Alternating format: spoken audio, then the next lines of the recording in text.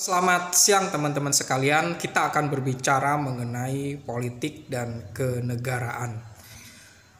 Acara World Sufi Assembly di Pekalongan menghadirkan ada Habib Lutfi bin Yahya, kemudian acara Muktamar Sufi Internasional ini juga yang menjadi ketuanya adalah Menhan Bapak Prabowo Subianto, dihadiri juga oleh Bapak Presiden Jokowi. Nah, ini menggambarkan bahwa hubungan antara ulama dan umaro itu sinergis. Di sini menggambarkan, apalagi Jokowi menyatakan bahwa Habib Lutfi itu ya guru saya gitu kan. Ini menggambarkan Jokowi yang meneladani akhlak dari Buya Lutfi itu kan, sabar, tenang, tidak suka marah, itu bagus itu. Dan tentu saja ini menghadirkan suatu pemaknaan tentang kedamaian, karena belajar tasawuf itu untuk mengingat Tuhan dan jiwa menjadi tenang gitu kan. Di sana ini bagus sebenarnya. Juga Pak Prabowo Subianto sebagai ketua pelaksana dari Muktamar Sufi Internasional atau World Sufi Assembly ini, ya tentu saja sangat hormat kepada Habib Lutfi bin Yahya sebagai ya tokoh muslim yang berpengaruh di dunia gitu kan. Kemudian ada cerita kenapa Bapak Prabowo ini menjadi ketua pelaksana Muktamar Sufi ini gitu kan. Apa hubungannya gitu kan? Menteri Pertahanan atau Kementerian Pertahanan dengan sufisme atau dengan tasawuf gitu kan. Saya pikir ini suatu pertahanan semesta gitu kan. Jadi Menteri Pertahanan ini kan menjaga pertahanan negara gitu kan, kedaulatan negara dengan kekuatan militernya, dengan intelijennya gitu kan. Ya, jadi yang dibangun itu bukan hanya paradigma keamanan yang bersifat fisik, mental, melindungi wilayah yang bersifat fisik, tapi pertahanan yang paling penting itu adalah bisa membuat jiwa kita menjadi tenang gitu kan. Jadi pertahanan semesta itu pertahanan dimensi fisik dan pertahanan dimensi religius atau spiritual gitu kan. Ini bagus gitu. Jadi Kementerian Pertahanan berbeda ini bersama dengan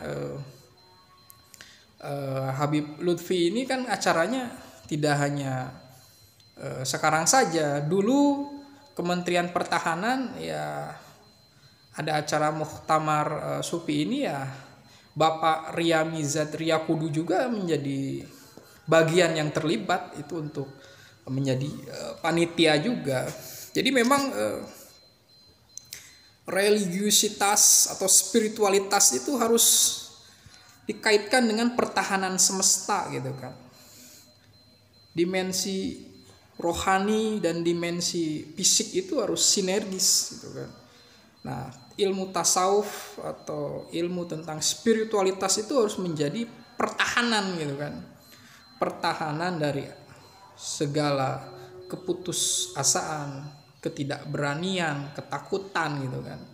Jadi kalau spiritualitasnya kuat, maka tidak akan jadi manusia yang penuh emosi gitu kan. Pasti kondisinya akan stabil, tenang gitu kan. Itu kan suatu pertahanan juga gitu kan. Jadi dikuatkan fisiknya saja itu tidak cukup, tapi kan spiritualitasnya juga harus dikuatkan gitu kan. Ini menggambarkan bahwa ada hubungan antara penguatan fisik, mental, dan spiritualitas. Wah, ini memang sejak zaman Pak Jokowi ini upaya untuk menguatkan lahir dan batin ini sangat berkesinambungan dilaksanakan. Nah, ini mungkin yang disebut dengan revolusi mental gitu kan, mensinergiskan antara pertahanan, penguatan infrastruktur, kemudian penguatan mental, kreativitas, dan tentu saja adalah spiritualitas.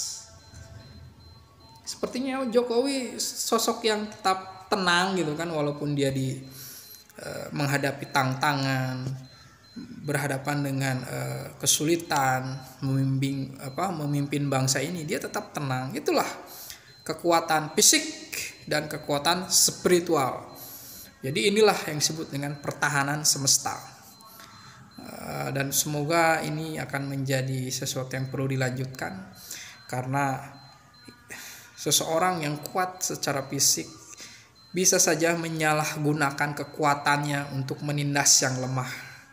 Ketika seseorang yang kuat memiliki kesadaran tentang kemanusiaan, tentang spiritualitas, dia tidak akan menindas manusia yang lainnya, atau bersifat wajar gitu kan dalam menghadapi suatu masalah.